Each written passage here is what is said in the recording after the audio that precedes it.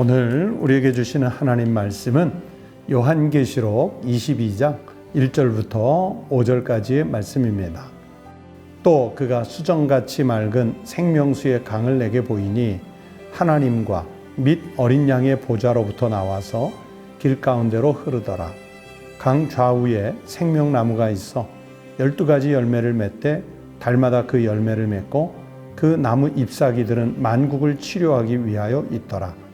다시 저주가 없으며 하나님과 그 어린 양의 보좌가 그 가운데 있으리니 그의 종들이 그를 섬기며 그의 얼굴을 볼 터이요 그의 이름도 그들의 이마에 있으리라. 다시 밤이 없겠고 등불과 햇빛이 쓸데없으니 이는 주 하나님이 그들에게 비치심이라. 그들이 세세토록 왕노릇 하리로다. 오늘 우리에게 주신 하나님의 말씀입니다. 성도 여러분, 다시 하나님께서 우리에게 새 아침, 새 날을 주셨습니다. 하나님 은혜 속에 살아가는 한 주간 되시기를 바랍니다. 그리고 대림절 첫 번째 주간을 맞이하면서 오늘이 바로 첫 주간에 마치는 날 토요일 아침입니다.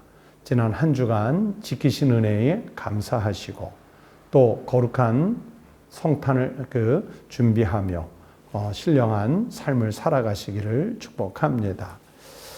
오늘 조금 전 때 찬송 487장을 부르셨지 않습니까? 어두움 후에 빛이 오며. 제가 우리 가족들에게 가끔 하는 말이 있어요. 혹시라도 내가 먼저 세상을 떠나게 돼서 나의 장례식을 하게 되면 제 장례식 때 바로 이 찬송 487장을 불러달라고 이렇게 진지하게 부탁을 합니다. 아까 부르시면서 가사에 어떤 은혜를 받으셨는지요? 이 487장 찬송을 보시다 보면 어두움 후에 빛이 오며 바람 분 후에 잔잔하고 이렇게 하시잖아요. 또 소나기가 있었던 후에는 햇빛이 나고 그리고 수고한 후에는 쉼이 있겠다. 그렇게 노래를 해요. 또 연약함이 강건해지고 애통한 후에는 위로가 있을 것을 말씀했고 눈물을 짓는 인생을 다 끝내고 나면 그 뒤에는 웃음이 기다리고 있고 그리고 우리가 인생을 살면서 씨 뿌리는 수고를 했지만 그러나 하나님은 우리에게 추수의 기쁨을 주실 것이다. 그리고 십자가를 지은 것 같이 고통스러운 인생을 살았으나 그 뒤에는 영광이 우리에게 기다리고 있고 우리가 죽을 인생을 살았으나 그 뒤에는 영생이 우리를 기다리고 있다는 아주 짧은 가사의 찬송이지만은 정말 첫 제목 그대로 어두움 후에 빛이 오는 것처럼 우리 인생의 모든 수고가 고난이 슬픔이 끝난 뒤에는 하나님 나라의 영광과 영생이 우리를 기다리고 있는 것을 잘 묘사한 그런 찬송이라고 봅니다. 그래서 이 찬송을 부르면 이 땅의 수고, 아픔, 눈물 그런 것보다 하나님 나라에 대한 기대를 불러일으키는 찬송 같아서 저는 개인적으로 참 좋아하는 그런 찬송입니다. 여러분 대림절 첫 주간을 보냈다고 그랬지요. 이 대림절 첫 주간을 시작하면서 첫날 창세기 1장에 하나님께서 빛이 있으라 하시매 하면서 빛을 창조하신 말씀으로 시작을 해서 오늘 그 한 주간을 마치는 날 또 빛에 대한 이야기로 끝을 냅니다. 그런 것처럼 성경 전체가 그래요.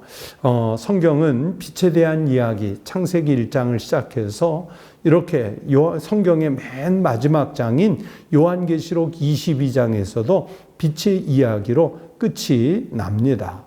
하나님께서 천지를 창조하실 때도 빛을 먼저 창조하셨고 또 하나님은 친히 우리에게 영원한 빛이 되어주신다는 말씀으로 성경을 마무리하고 있습니다.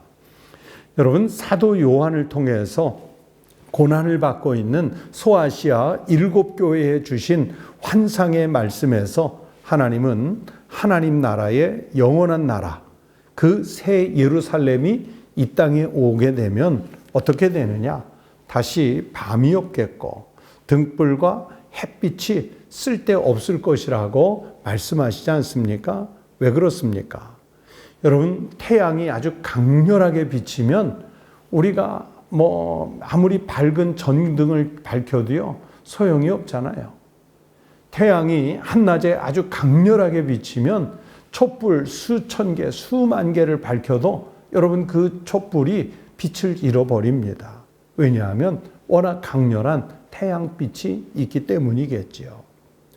그런 것처럼 하나님께서 소아시아 7교회에 주시는 이 말씀의 의미가 뭐냐? 하나님의 그 영원한 나라, 즉 새 예루살렘이 오면 왜 밤이 없어지느냐? 왜 등불과 햇볕이 쓸데없어지느냐? 그것은 주 하나님 자신이 그들에게 직접 빛으로서 밝혀주시기 때문입니다. 주 하나님이 빛이 되어주심으로써 더 이상 등불도 햇빛도 쓸모 없어질 것이라고 성경은 이렇게 말씀하고 있어요. 여러분, 그렇다면 우리의 인생도 마찬가지 아니겠습니까? 우리가 인생을 살면서 다양한 빛을 찾으려고 하지요. 혹여라도 돈이, 혹은 권력이, 혹은 학위가, 혹은 명예가, 혹은 내 마음을 기쁘게 즐겁게 하는 유흥과 쾌락들, 이런 것들이 우리 인생에 잠시 동안 빛이 되어줄 것 같지만 여러분, 진짜 강렬한 빛, 하나님, 예수 그리스도, 그분을 만나서 그 빛을 경험하면 여러분, 그 빛으로 인해서 우리를 잠시 즐겁게 했던 빛은 물론이고요, 우리 인생의 어둠 자체가 완전히 사라져 버리게 되겠지요. 우리 인생을 올가매고 있는 그 질기고 질긴 어둠의 끈이 예수 그리스도로 인해서 끊어지게 되고, 그러면서 비로소 우리가 정말 기대하는 하나님의 낮이 시작되는 것입니다. 하나님이 처음 천지를 창조하시고 빛을 낮이라 부르셨고요.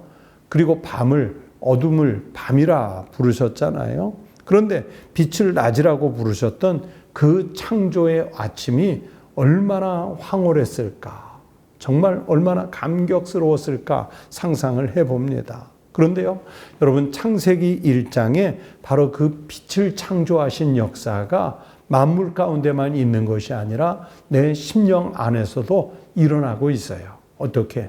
예수 그리스도가 내 안에 찾아와 주심으로써 말입니다. 마크 스트랜드라는 작가가 그분의 책 빈방의 빛이라는 책에서 이런 이야기를 했어요. 이 마크 스트랜드가 이제 미술 사들을 대표하는 화가들을 묘사한 부분인데, 호퍼라는 분이 있거든요. 미국의 사실주의를 대표하는 아주 유명한 화가인데, 이 호퍼라는 작가의 화가의 후기 작품 중에 빈방의 빛이라는 작품이 있는데, 마크 스트랜드가 바로 이 빈방의 빛이라는 작품에 대해서 이렇게 평을 했습니다. 호퍼의 후기 작품인 빈방의 빛에서 빛은 고요하지 않다.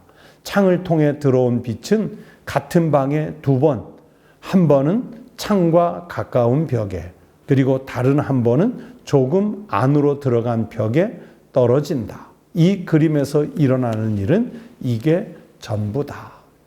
여러분, 무슨 뜻일까요?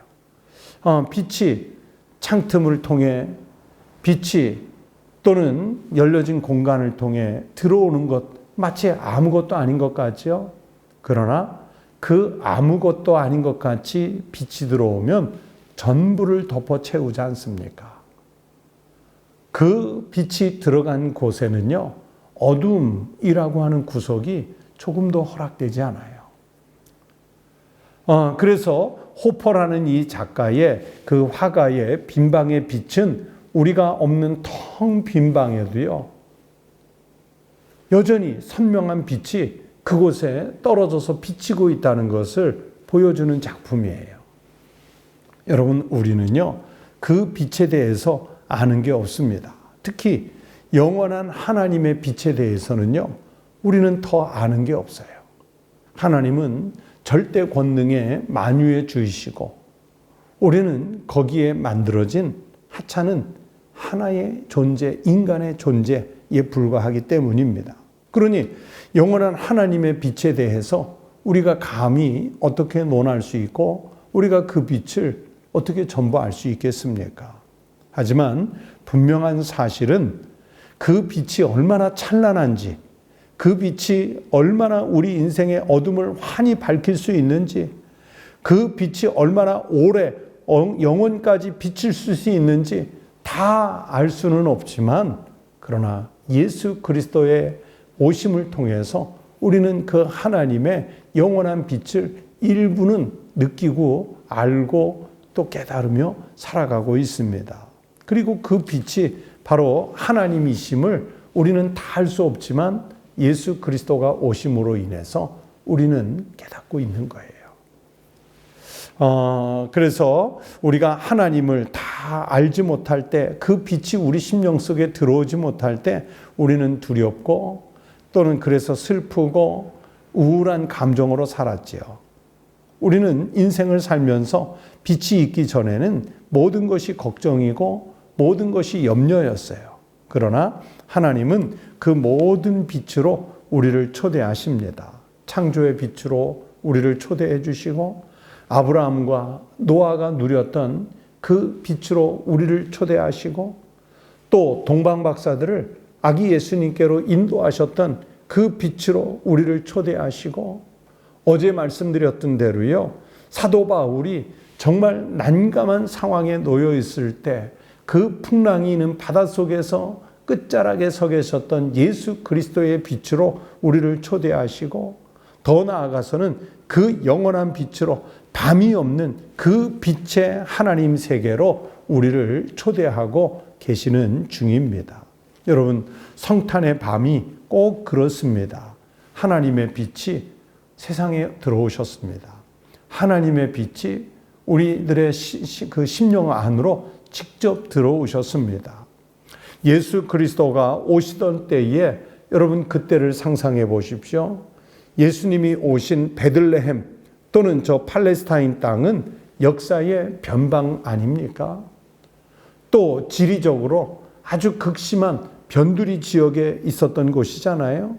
그러나 그렇게 변두리에 오셨으나 그 성육신이 인류 역사의 전부를 덮고 비치는 빛으로 다시 일어나서게 됩니다.